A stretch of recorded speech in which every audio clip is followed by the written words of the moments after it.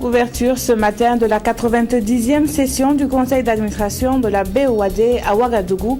La Banque ouest-africaine de développement examine les projets de financement dans les pays membres de l'espace UEMOA. Déjà, elle a accordé son soutien financier au Burkina pour son projet de réalisation de l'aéroport international de Donsin. L'hypertension artérielle et le diabète en passent d'être les premières causes de mortalité dans les formations sanitaires. Le constat est alarmant. Ces maladies non transmissibles sont malheureusement récurrentes avec des complications graves allant du décès au décès du patient. Le département de la santé prend les devants en lançant une étude pour déterminer les facteurs de risque. Mesdames, Messieurs, bonjour et bienvenue à tous. 4 grands dossiers sont inscrits lors de la 90e session du conseil d'administration de la Banque ouest-africaine de développement. Cela se passe à Ouagadougou et les points à examiner tournent autour d'aménagement d'infrastructures routières et électriques dans les pays que sont le Togo, le Bénin, le Niger et la Guinée-Bissau. Le Burkina Faso a quant à lui été accompagné par la Banque de l'UEMOA dans la construction de l'aéroport de Donsin. Moumouni Soubeiga. Après Dakar en juin dernier, c'est au tour de Ouagadougou d'abriter la réunion du conseil d'administration de la Banque ouest-africaine de développement BOAD. À cette 90e réunion, 4 grands dossiers sont à l'ordre du jour. Le conseil va statuer sur des propositions du prêt pour le financement partiel du projet d'aménagement hydro-agricole de la vallée du fleuve Mano au Togo, du financement partiel de réhabilitation d'une voie en Guinée-Bissau, du financement du projet de modernisation et de renforcement du réseau de distribution électrique au Bénin et le bitumage d'une voie au Niger. En marge de cette réunion, la BOAD a signé avec le Burkina Faso le 24 septembre 2013 un accord de prêt relatif au projet de construction de l'aéroport international de Donsin pour un montant de 25 milliards de francs CFA. Institution commune de financement des 8 États membres de l'UEMOA, la BOAD commémore le 14 novembre prochain les 40 ans de sa création. Son ambition, c'est d'affiner son action pour mieux s'adapter à son environnement et répondre de façon appropriée aux besoins des populations et relever les défis de développement sous-régional. Le développement inter-État, c'est aussi à travers l'espace maritime. Une semaine commerciale se tient en ce moment à Ouagadougou afin de renforcer les relations entre les ports ghanéens et ses partenaires. Le directeur général des ports de Tema et de Takoradi expose aux opérateurs économiques burkinabés les avantages de ces 2 ports. C'est dans une interview réalisée par Bouma Ernest Nebier. First and foremost, it's a privilege and opportunity for us. Nous sommes ici pour tout d'abord visiter les opérateurs économiques qui font des affaires avec les ports du Ghana et puis avoir des entretiens avec eux pour connaître quels sont les problèmes qu'ils rencontrent lors des affaires qu'ils font avec les ports du Ghana pour qu'ensemble on puisse réfléchir et trouver des solutions aux problèmes qu'ils rencontrent. Et ce n'est pas seulement la présence des ports du Ghana qui est ici, nous avons aussi les autres acteurs dans le domaine maritime. Le forum pour le jeudi, ça serait une plateforme ou bien une opportunité pour nous de présenter quels sont aux opérateurs économiques burkinabés, quelles sont les opportunités ou bien les avantages de passer ces marchandises à travers les ports du Ghana. Les ports de Tema et de Takoradi sont des ports très sécurisés. Et tout le corridor ghanéen est un corridor qui est très sécurisé.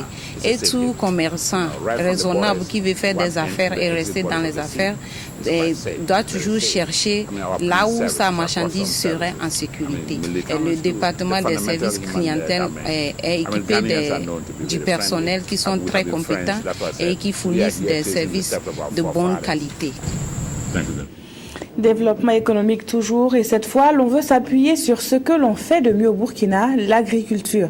Le département en charge de la question veut faire des produits forestiers non ligneux une filière de référence pour le développement économique du pays. Un atelier national s'est ouvert à cet effet et il est attendu des textes réglementant ces produits non ligneux. Les précisions avec Ousmane Drabo et Ramatouzida. Convenu d'un avant-projet d'arrêté portant composition et mission de cadre de concertation sur les produits forestiers non ligneux, c'est l'objectif principal de cette rencontre. Les produits forestiers non ligneux suscitent un intérêt particulier auprès des populations quant à leur portée médicinale et alimentaire, d'où la nécessité de trouver des mesures de protection et de prévention. Si nous exploitons, par exemple, un certain produit et que nous omettons la réglementation nécessaire pour pérenniser la production, nous allons finalement arriver à une situation où nous allons perdre le produit, l'arbre lui-même et certainement donc le produit. Ces innovations et préoccupations nouvelles du ministère de l'Environnement et du Développement durable sont consacrées par la loi numéro 003 AN portant code forestier et adoptée en 2011. La cinquantaine de participants devra durant ces 2 jours statuer sur 4 avant-projets portant sur les produits forestiers non ligneux. Il s'agit des avant-projets portant sur la réglementation générale des produits forestiers non ligneux, la fixation des frais de permis des agréments d'exploitation, les taxes d'exploitation et celui portant sur les conditions de stockage et de circulation. Et dans ce même registre, zoom sur des techniques culturelles qui permettent de rentabiliser la production sur des petites superficies. L'INERA le démontre à travers le pays et incite les agriculteurs à s'approprier la technologie. Elle est simple et à moindre coût, cette technique, puisqu'essentiellement basée sur l'utilisation de la fumure organique. Visite guidée de quelques champs expérimentaux dans le Passoré avec Sylvestre Da. L'expérience du champ école de Bagaré à 50 km de Yako est édifiante. Dans ces parcelles, le sésame au stade de floraison et de formation des gousses est bien épanoui et dans des parcelles voisines, on a la même spéculation mais moins réussie. Dans ces champs écoles, les techniciens de l'agriculture apprennent à 25 producteurs comment rentabiliser les productions par une bonne utilisation de la fumure organique.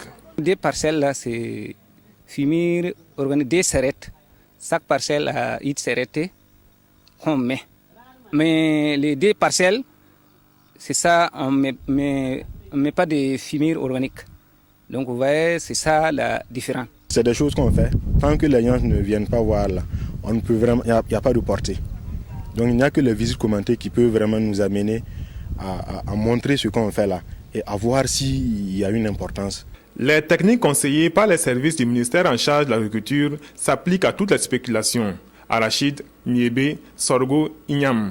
Ici, par exemple, dans le département de Samba, l'expérience est faite avec du maïs. Sur la parcelle d'exploitation paysanne et sur celle d'exploitation, suivant les prescriptions des techniciens, les semis ont été faites le même jour. Les épis n'attendent que d'être récoltés et la différence entre les cultures des 2 parcelles témoigne de l'importance des techniques de fertilisation des sols conseillées. Nous avons des méthodes modernes et des semences modernes qui donnent une productivité plus grande. Et c'est cela qui nous satisfait davantage.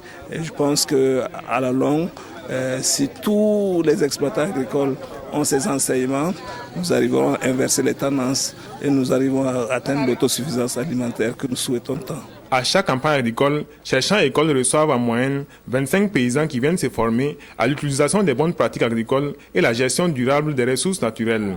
En cours de campagne, des visites commentées sont organisées également au profit de tout producteur intéressé.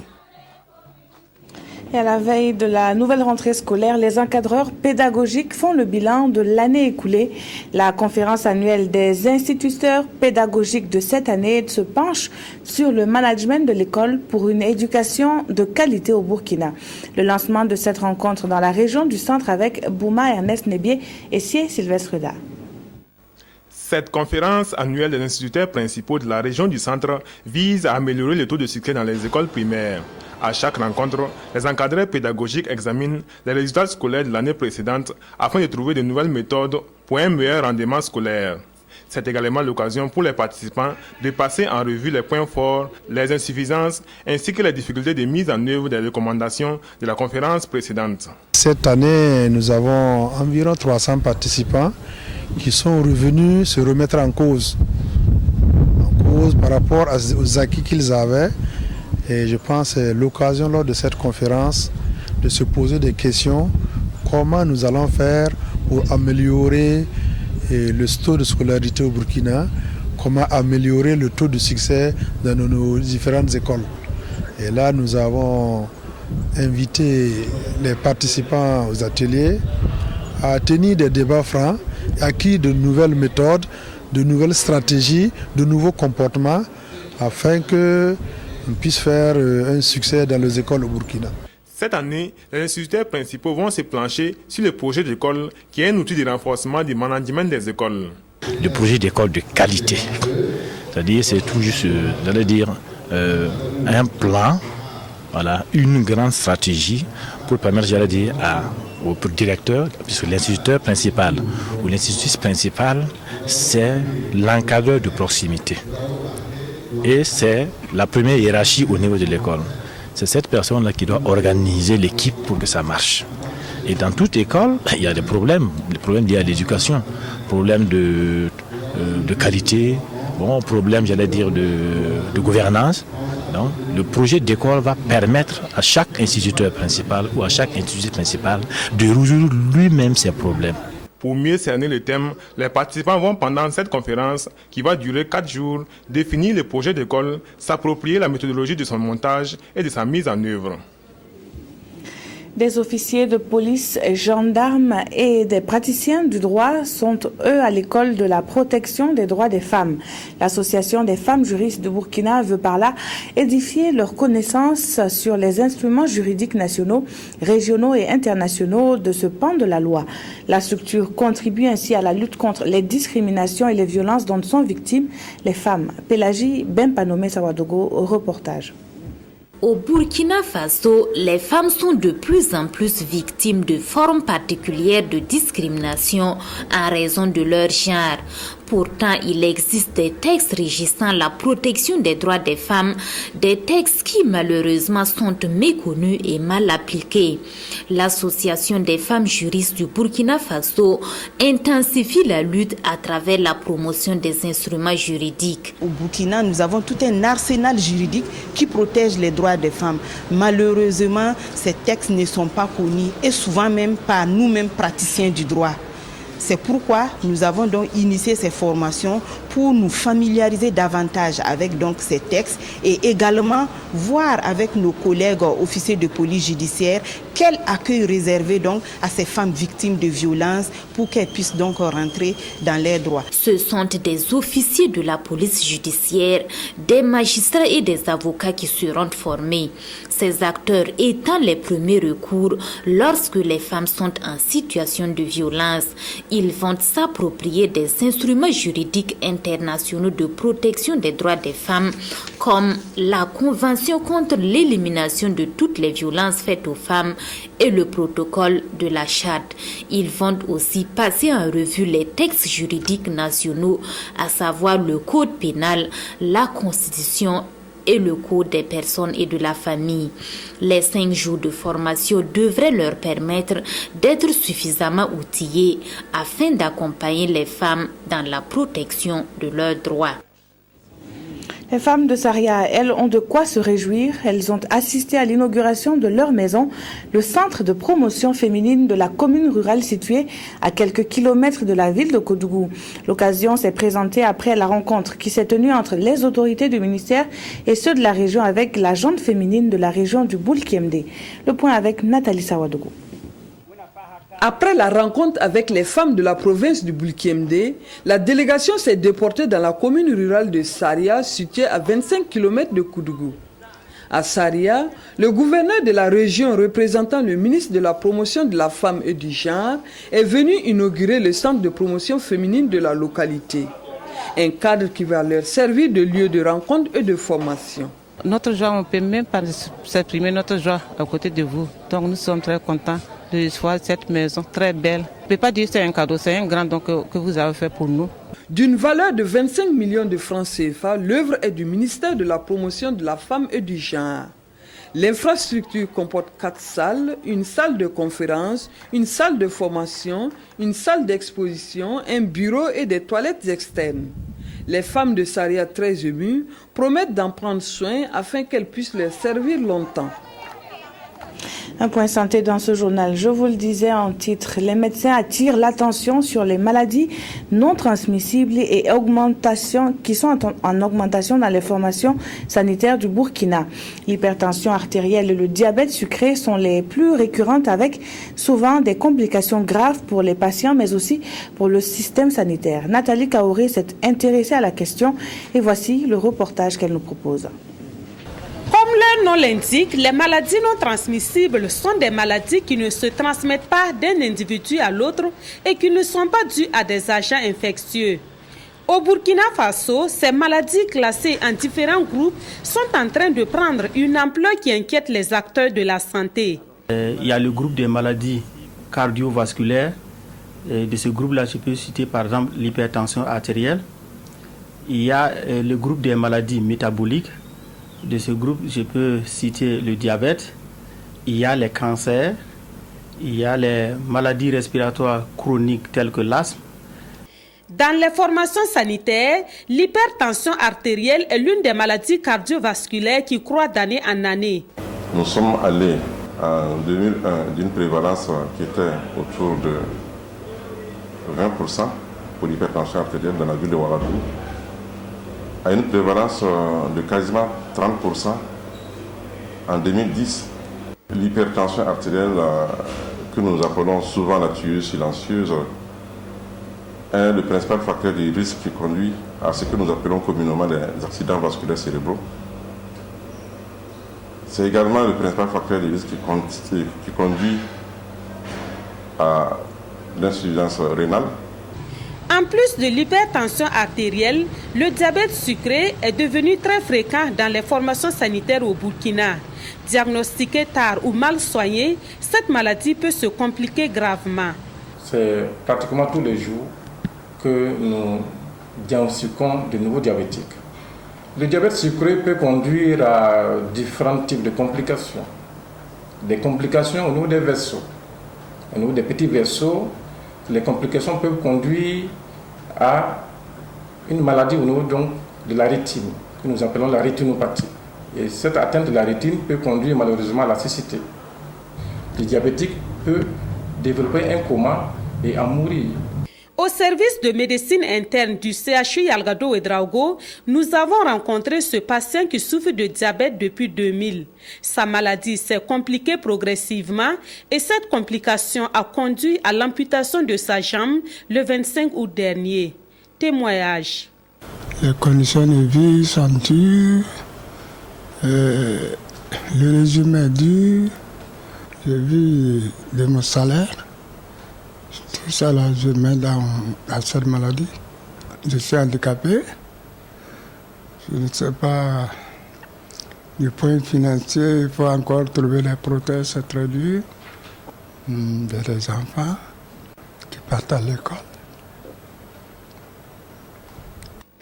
Les maladies non transmissibles ont pris une telle ampleur que le ministère de la Santé veut prendre le problème à bras le corps. Pour cela, une enquête sera menée dans les jours à venir pour déterminer les stratégies à mettre en œuvre pour faire face à ces maladies. Cette enquête, qui prend en compte les personnes de 25 à 64 ans, va couvrir tous les territoires nationaux.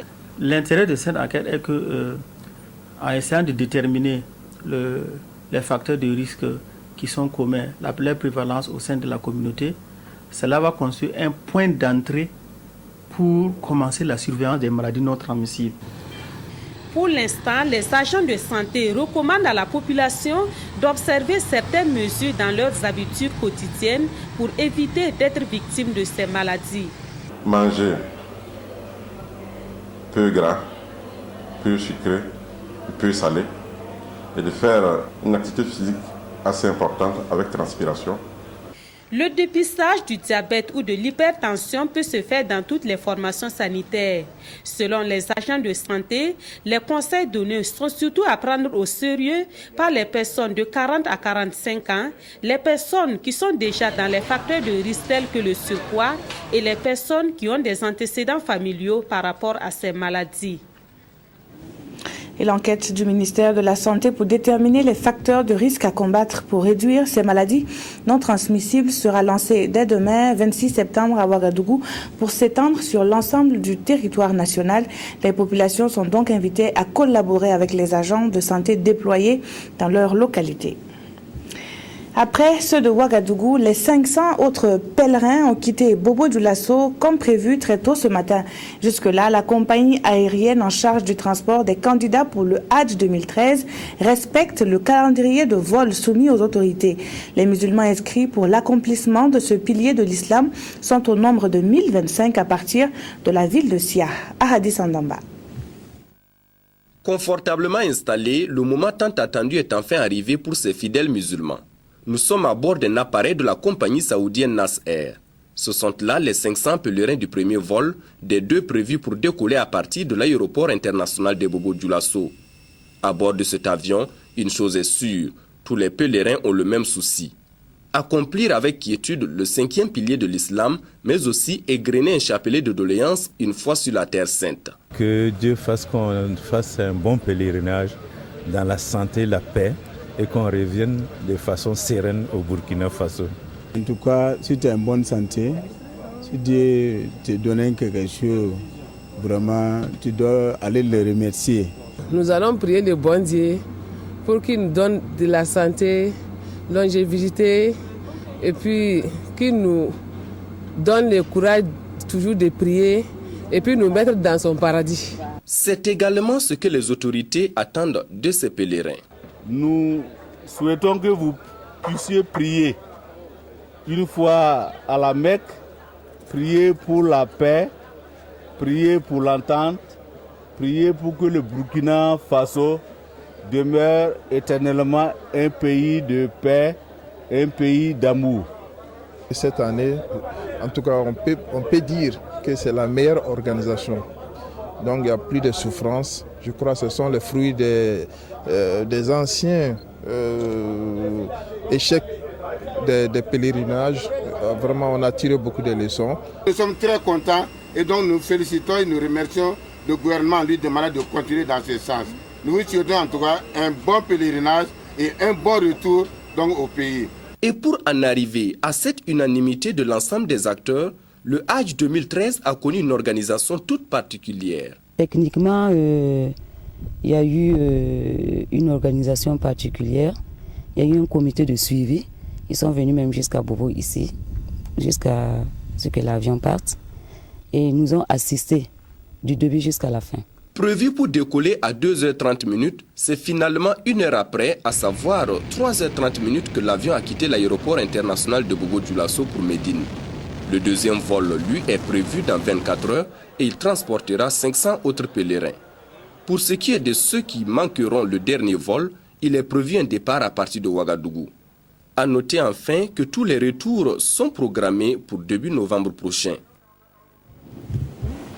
Ainsi s'achève ce journal. Merci de l'avoir suivi. Très bon après-midi à toutes et à tous.